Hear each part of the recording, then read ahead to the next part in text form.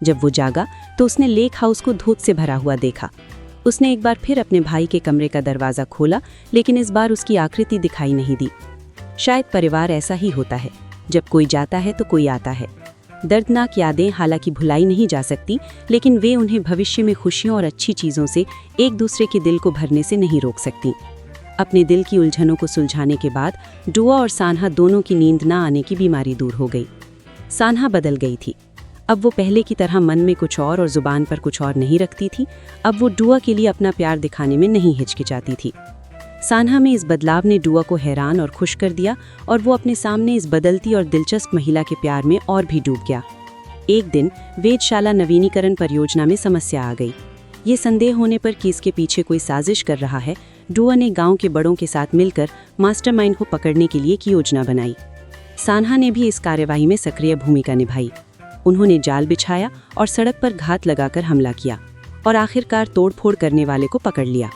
पूछताछ के बाद इस व्यक्ति ने कबूल किया कि इसने ये काम एक चाचा के उकसावे पर किया था। डुआ गुस्से में उस व्यक्ति को खोजने गया। ये जानते हुए कि योजना का खुलासा हो गया है, चाचा घबरा गए और उन्होंने वादा किया कि वे इसे दोबारा नहीं दोहराएंगे। इसकी बदौलत वेधशाला का काम जारी रहा। सान्हा पार्टी ए की मुख्य निदेशक के रूप में और डुआ कंस्ट्रक्शन यूनिट की पार्टी बी के रूप में बातचीत की मेज पर डिज़ाइन योजना के बारे में लगातार बहस करते थे। हालांकि जैसे ही बैठक खत्म होती थी, वे फिर से एक प्रेमी कोड़े बन जाते थे जो साए की तरह एक दूसरे के साथ रहते थे। वेधशाला समय पर पूरी हो गई और डुआ की लंबे समय से दबी हुई इच्छा आखिरकार पूरी हो गई। बचपन के दोस्त एक बार फिर यादों वाली तस्वीरें लेने के लिए छत पर गए।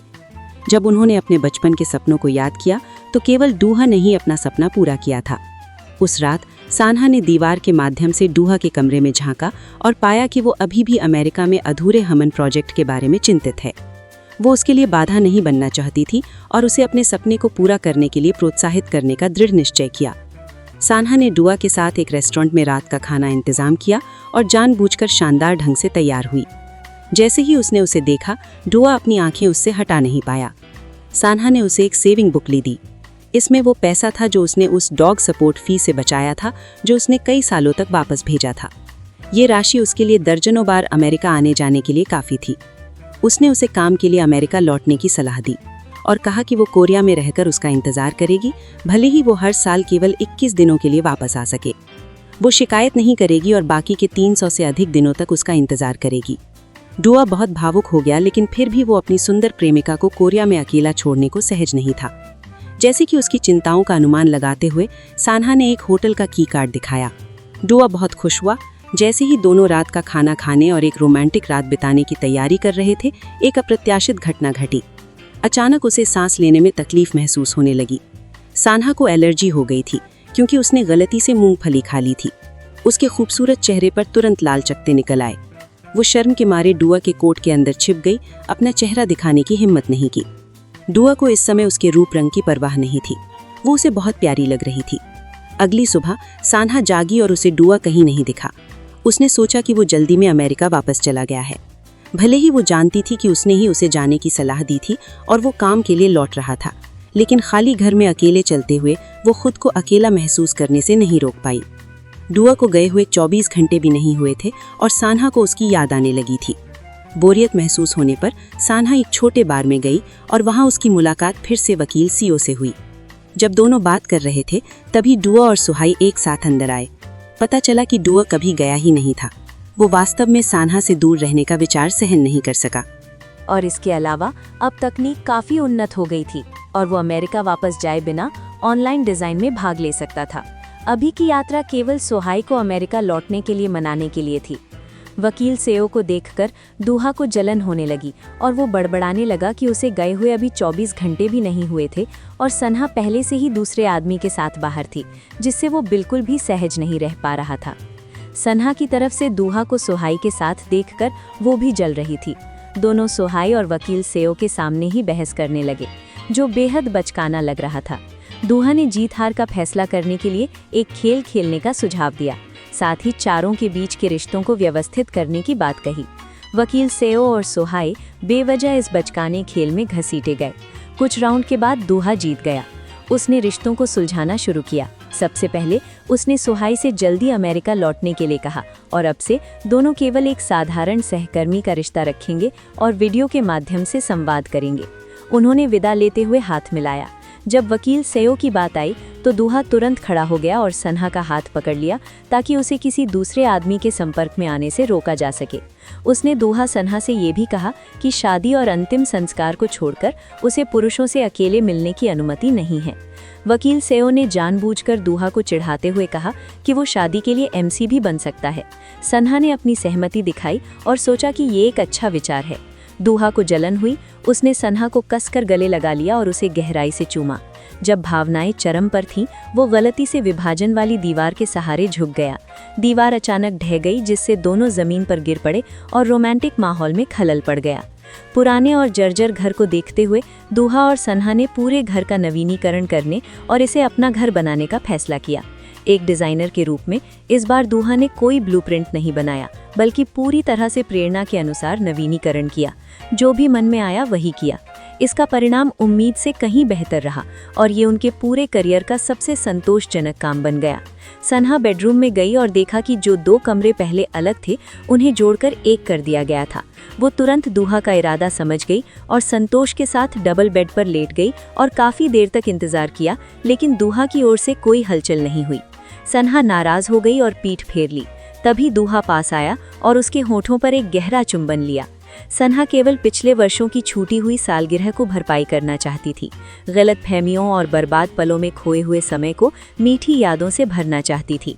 हालांकि उसने अनजाने में दूहा का जन्मदिन भुला दिया और कुछ नहीं कहा, लेकिन अपने दिल में दूहा को बहुत बुरा लगा। उसे केवल इस विशेष ध्यान की आशा थी, इसलिए उसने अनिच्छा से सन्हा की पहल करने का इंतजार किया। सन्हा ने अपनी नोटपैड की जांच की, फिर दूहा के परिवार और दोस्तों से गुप्त रूप से पूछताछ की, क्योंकि वो उसके लिए जन्मदिन का सरप्राइज देना चाहती थी। लेकिन सबके सुझाव या तो बहुत साधारण थे या वैसे नहीं थे जैसा उसने सोचा था। अंत में उसने केवल उन दोनों की एक दुनिया बनाने का फैसला किया। सबसे रोमांटिक जगह पर वो खुद को दूहा को समर्पित कर देगी। दूहा को बहुत उम्मीदें थीं और उसने पहले से ही तैयारी शुरू कर दी थी। सन्हा के साथ अपना जन्मदिन मनाने के लिए सब कुछ तैयार कर लिया था। जैसे ही दोनों दरवाजे से बाहर निकलने वाले थे, दूहा के माता पिता केक और उपहार लेकर आ गए, विशेष रूप से अपने बेटे को जन्मदिन बधाई देने के लिए। सावधानी से तैयार किया गया जन्मदिन इस तरह बर्बाद हो गया। दोनों ने मुस्कुराकर माता पिता का स्वागत किया और रोमांटिक डेट को एक स्नेहपूर्ण पारिवारिक भोजन में बदल दिया। दूहा ने सन्हा का हाथ थामा और उसे धीरे से सांत्वना दी कि भविष्य में उनके पास जश्न मनाने के लिए अनगिनत छुट्टियां होंगी। लेकिन अजीब बात ये थी कि हर बार जब वे अकेले रहना चाहते थे तो कुछ न कुछ अनहोनी हो जाती थी, जिससे उनकी योजनाएं टूट जाती थी। अकेले समय बिताने की योजना वसंत से शरद ऋतु तक बार बार टलती रही और क्रिसमस की पूर्व संध्या तक भी दोनों की कोई ऐसी डेट नहीं हो पाई थी जिसमें कोई बाधा न आई हो। ऐसा लग रहा था कि लैक हाउस में कोई जादू है। जैसे ही वे घर से बाहर कदम रखते, उनका मीठा वादा टूट जाता। अंत में दोनों ने क्रिसमस पर लैक हाउस में ही रुकने का फैसला किया, कहीं न जाकर बस साथ रहने का। दूहा और सन्हा केवल उन दोनों के लिए एक रोमांटिक सर्दी की उम्मीदों से भरे हुए थे। उन्होंने साथ मिलकर कमरे को सजाया, टिमटिमाती लाइटें लगाईं, एक सुंदर क्रिसमस ट्री सजाया और मोमबत्ती की रोशनी में एक शानदार रात्रि भोज तैयार किया। पूरा लैक हाउस क्रिसमस के गर्म और मीठे माहौल से भर गया। वे सोफे पर एक दूसरे से सटकर बैठ गए। उनकी निगाहें अनजाने में एक दूसरे की ओर खींची जा रही थीं। हवा में धीरे धीरे रोमांटिक एहसास फैलने लगा।